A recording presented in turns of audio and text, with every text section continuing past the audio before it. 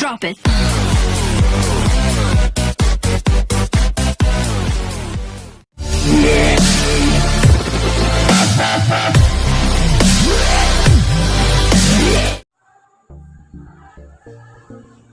Assalamualaikum warahmatullahi wabarakatuh. Perkenalkan, nama saya Indah Lestari, jurusan Tadris Biologi semester 5 di AIN Metro. Dalam video ini, saya akan menjelaskan tentang anatomi dan fisiologi sistem pencernaan pada manusia. Nah, untuk lebih jelasnya, simak video berikut ini. Di sini saya akan menjelaskan tentang sistem pencernaan pada manusia. Sebelumnya, jangan lupa like and subscribe.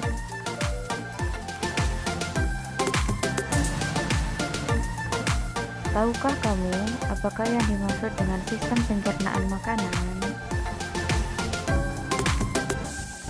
Sistem pencernaan makanan merupakan suatu proses mengubah ukuran makanan dari yang besar menjadi ukuran yang lebih kecil dan halus.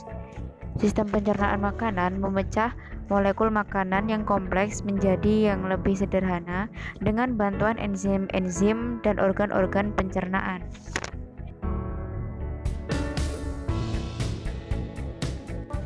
Organ-organ dalam sistem pencernaan manusia meliputi mulut, kantong oris, rongga mulut, kerongkongan atau esofagus, lambung atau ventribulus, usus besar atau kolon, usus halus atau istrium, rektum, dan kemudian anus.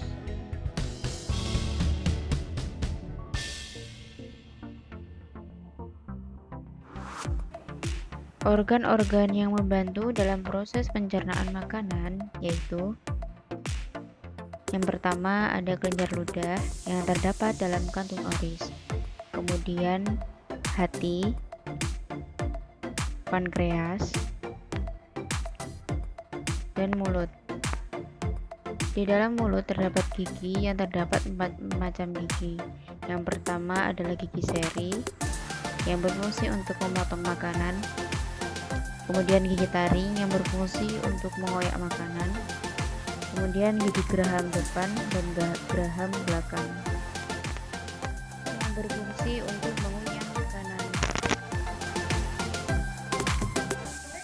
Adapun yang membantu dalam menghancurkan makanan adalah saliva. Saliva merupakan suatu cairan oral yang kompleks dan tidak berwarna yang ada pada mukosa oral. Saliva disebut juga kelenjar ludah atau kelenjar air liur. Kelenjar air liur berperan untuk mengubah fangi dalam makanan menjadi gula.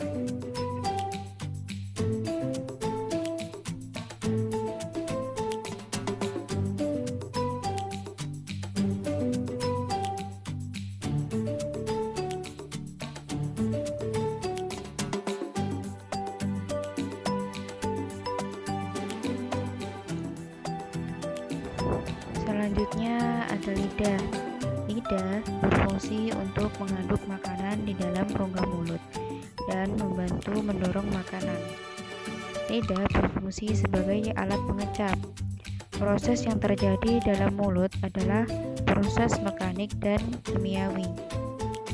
Proses mekanik dilakukan gigi dan lidah, sedangkan proses kimiawi dengan bantuan kelenjar air liur untuk menghancurkan makanan. Makanan yang telah hancur dalam rongga mulut masuk ke dalam esofagus atau kerongkongan. Esofagus atau kerongkongan merupakan saluran penghubung antara rongga mulut dan lambung. Otot kerongkongan dapat berkontraksi secara bergelombang sehingga dapat mendorong makanan masuk ke dalam lambung.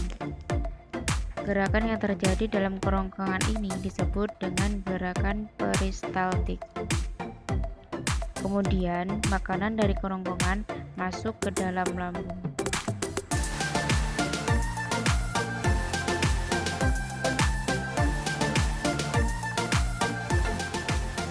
Lambung atau ventriculus terletak di sebelah kiri rongga perut sebagai tempat terjadinya proses pencernaan. Lambung terdiri dari 3 bagian, yaitu bagian atas kardiak, bagian tengah venus, bagian bawah pilorus. Di dalam lambung terdapat gerakan mengaduk-aduk makanan. Dinding lambung mengandung kelenjar yang menghasilkan getah lambung. Getah lambung mengandung asam lambung yang berfungsi untuk mengaktifkan pepsinogen menjadi pepsin. Pepsin berfungsi mengubah protein menjadi pepton. Selain itu, ada juga enzim renin yang berfungsi untuk menggumpalkan kasein yang terdapat dalam susu. Kemudian, enzim pepsin dan renin itu menunjukkan pencernaan di dalam lambung terjadi secara kimiawi. Selanjutnya, makanan akan diteruskan ke dalam usus halus atau intestium yang merupakan tempat penyerapan sari-sari makanan dan merupakan tempat proses pencernaan yang paling panjang.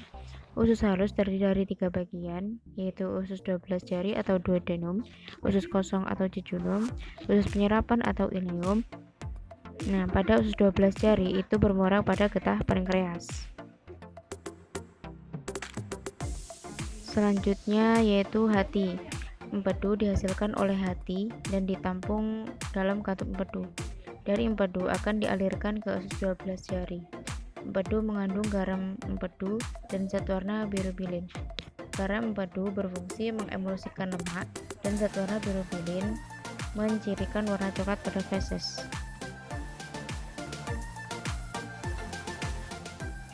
Selanjutnya yaitu pankreas. Pankreas menghasilkan getah pankreas yang mengandung beberapa enzim, yaitu enzim amilase, lipase, dan tripsin. Adapun enzim-enzim yang berfungsi menghancurkan makanan pada usus halus yaitu enzim maltase, laktase, sukrase, tripsin, dan enterokinase.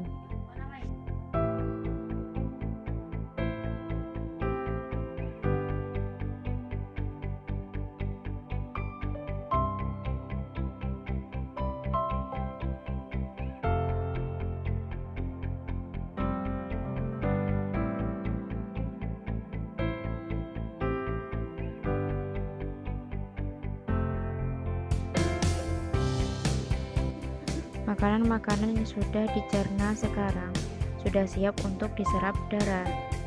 Penyerapan sari-sari makanan terjadi di usus penyerapan atau ileum.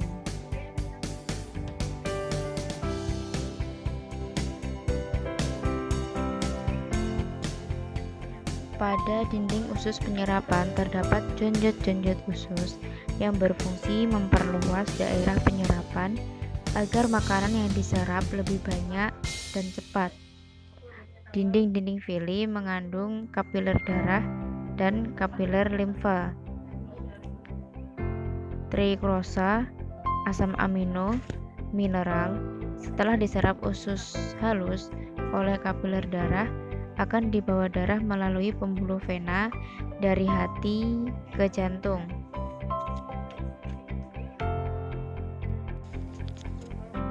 Setelah itu kemudian sari-sari makanan diedarkan ke seluruh tubuh bersamaan sel darah merah. Sari-sari makanan yang mengandung nutrisi akan diedarkan ke sel-sel tubuh dan akan menjadi energi pada tubuh.